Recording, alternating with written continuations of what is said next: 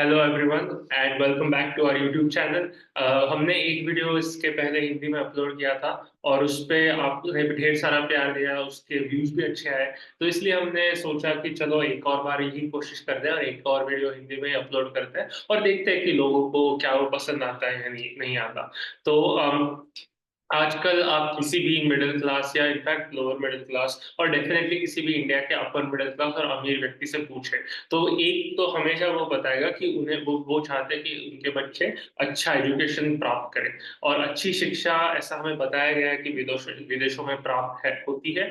और ऊपर से ये भी बताया गया है कि विदेशों में जीवन शैली बहुत अच्छी है भारत के तुल्य पर। और विदेशों में एक स्टैंडर्ड ऑफ लिविंग आपको अच्छा मिल सकता है, आपके जीवन का उद्धार हो सकता है विदेश जाकर, ऐसा भारत में प्रचलित है। तो इस वजह से कई लोग जो है जो अपना सब कुछ दांव पर लगाकर अपने बच्चों को विदेश में भेजते हैं एजुकेशन प्राप्त करने के लिए, ज्यादातर मास्टर्स डिग्रीज के लिए। मैं और शर्वरी ने दोनों ने बाहर से ही विद्या प्राप्त की है। तो आज हम डिस्कस करेंगे कि क्या ऐसा करना एक्चुअली वर्थ इट है, इसके क्या फायदे हैं और इसके क्या नुकसान है। तो शर्वरी, मैं पहले तुमसे शुरू करना चाहूंगा। तुमने क्या पढ़ाई बाहर जाकर की, उसके तुम्हें क्या फायदे या क्या नुकसान हुए, बाकी लोगों के लिए तुम क्या एडवाइस दोगे? तो आई थिंक मैं शुरू करना चाहती हूँ कि मेरा जो व्यू मैं बताने वाली हूँ सबको इस वीडियो में, ये प्रोज वाला व्यू होगा। क्योंकि मेरी काफी भलाई हुई एक्चुअली राइट। मतलब विदेश में जाके पढ़ाई करने से। और काफी मतलब जब मैं बैचलर्स में थी, बैचलर्स तो मैंने यही इंडिया में किया है।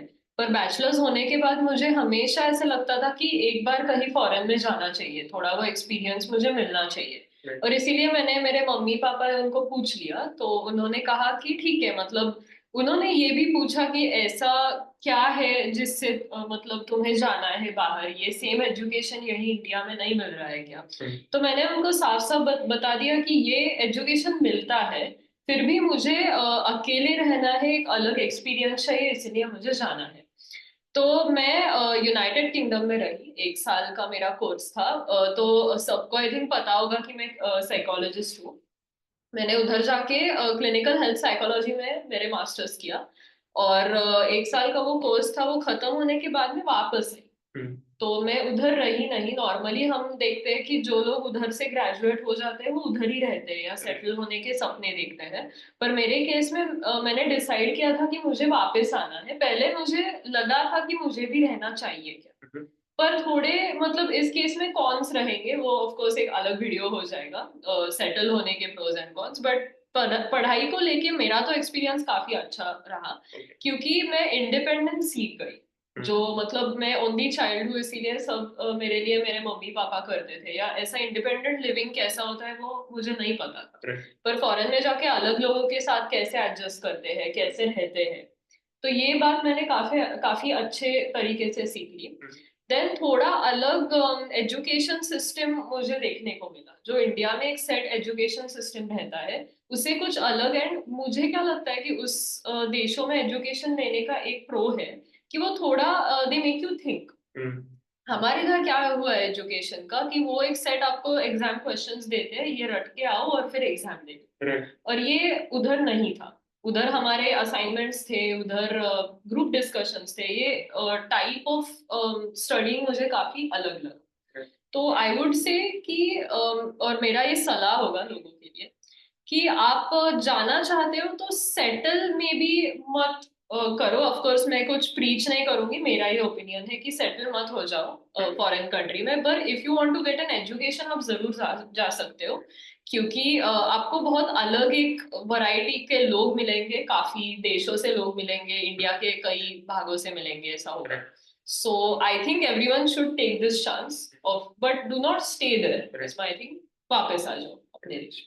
तो इस पे मेरा तुम्हें काउंटर क्वेश्चन ये होगा कि ultimately everything is about the cost benefit ratio. मतलब हर किसी चीज में आप कितना पैसा डाल रहे हो उससे आपको ज्यादा मिलना चाहिए, तभी वो चीज करना पॉइंट है। और आज के जमाने में everything is driven by money, you know. तो अल्टीमेटली अगर लेट्स से कि तुम बाहर जाके हम्म, रफली तुम्हें अभी ऑफ कोर्स एग्जैक्ट अमाउंट नहीं बताना हाँ, था, या आई कैन अंडरस्टैंड दैट, पर लेट्स से कि तुम एक्स अमाउंट ऑफ मनी इस एक्चुअली मैं अमाउंट बताना नहीं चाहती हूँ, ऐसा नहीं है, पर वो काफी मतलब चीजों पे डिपेंडेंट होता है कि कौन सा देश है, कौन सा शहर है, राइट उसमें क्या कोर्स आप कर रहे हो, स्कॉलरशिप है या नहीं, ये सारी चीजें। तो I think my answer would not be right, right इसीलिए वो मैं नहीं जवाब राइट, देना चाहती।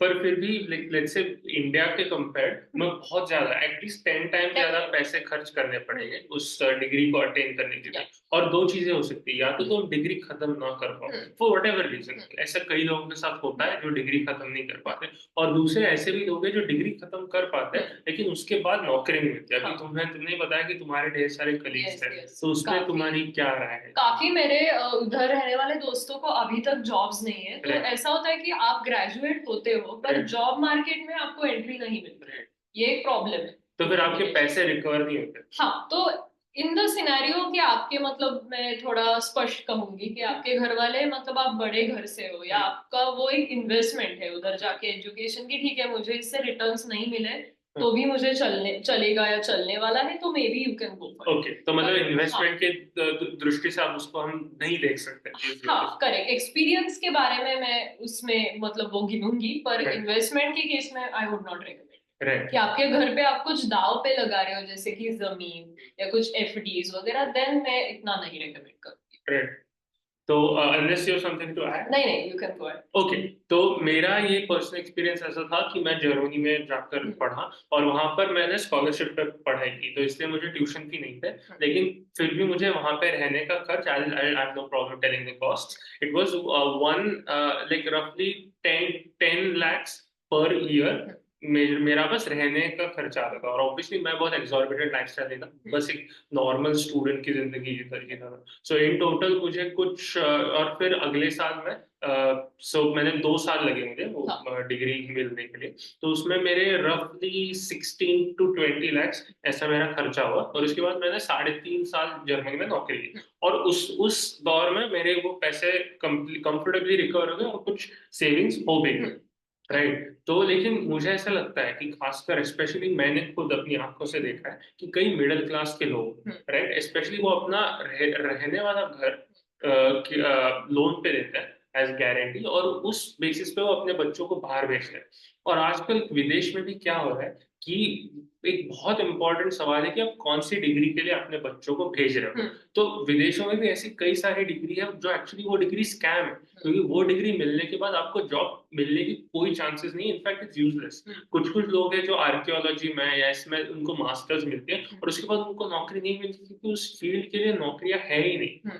तो ऐसी डिग्री के लिए बस बाहर जाके विदेशी डिग्री मिल रहा है तो पूरी लाइफ सेट हो जाएगी, ऐसा बिल्कुल भी नहीं है। स्टेम की जो डिग्रीज है, science, technology, engineering, mathematics, medicine, right, ये जो कोर जो साइंस, मैथमेटिक्स और मेडिसिन और लॉ, ऐसी कुछ कुछ डिग्रीज है, there's like a very clear path. तो इससे मैं ऐसे नहीं कहूंगा कि आपको बहुत अच्छी नौकरी मिलेगी, लेकिन आपको एक ना एक नौकरी कहीं ना कहीं मिलने के चांसेस काफी ज्यादा है।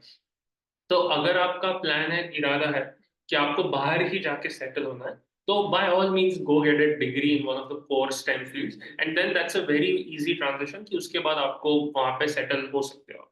लेकिन अगर आपका इरादा अल्टीमेटली वापस आना ही है एजुकेशन खत्म करने के बाद, then I feel in many cases it's just not worth it, क्योंकि आज कैसा हो रहा है, एक तो इंटरनेट की वजह से हर जो भी नॉलेज है, ठीक है, it's been democratize and it's available for a fraction of the cost. So जो भी थियोरेटिकल नॉलेज है वो आप कोर्सेरा से या इंटरनेट से कहीं पे भी आप प्राप्त कर सकते हैं, उसके लिए आपको वहां जाने की जरूरत नहीं है। लेकिन अगर कुछ practical course, like personally I am molecular biologist, तो वो सीखने के लिए आपको लैब में काम करना पड़ता है, और अगर लैब उस श्रेणी के नहीं है, उस दर्जे के नहीं है, तो आपके पास और कोई विकल्प नहीं है, आपको बाहर ही जाना पड़ेगा।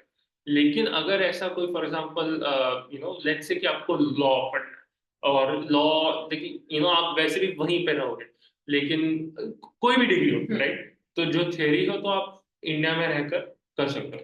एंड तो इसलिए आपको, मुझे ऐसा लगता है कि विदेश भेजने से पहले आपको सच में कॉस्ट बेनिफिट एनालिसिस करना चाहिए, और ये ध्यान में रखना चाहिए कि it might be a lost investment, जिससे आपको ROI, return on investment, zero आए।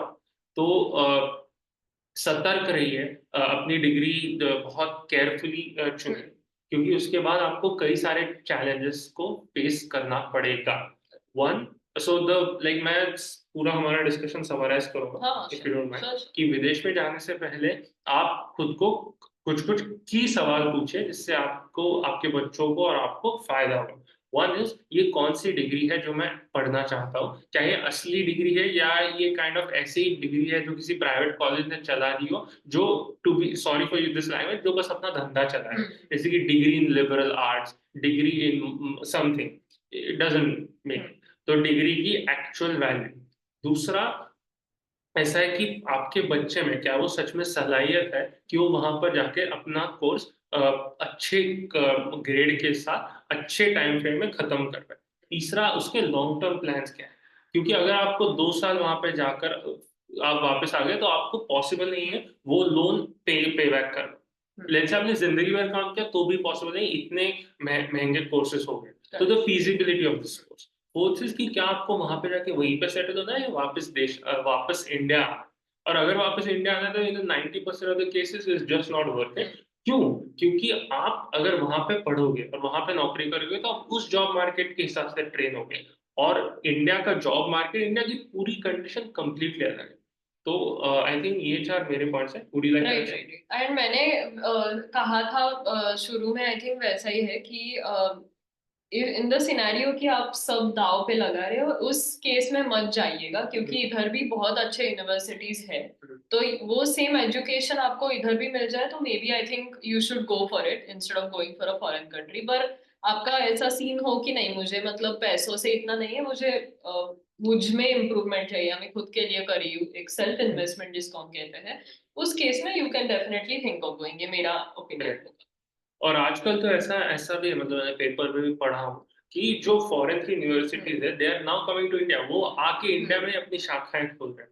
तो देन आपको जाने के लिए और भी कम मोटिवेशन है इन नार हम्बल ओपिनियन। तो राइट, आई थिंक ये वीडियो यहीं पे खत्म करते यस, दैट्स राइट। हैं। Thank you so much guys. आपने लाइक कीजिए, शेयर कीजिए, सब्सक्राइब कीजिए, अपने कमेंट्स में बताइए हम आपको एक हमारा वीडियो कैसा लगा, और सुझाव भी प्रस्तुत कीजिए कि हम किस विषय पर आगे जाकर वीडियो बना सकें। Thank you. Thank you.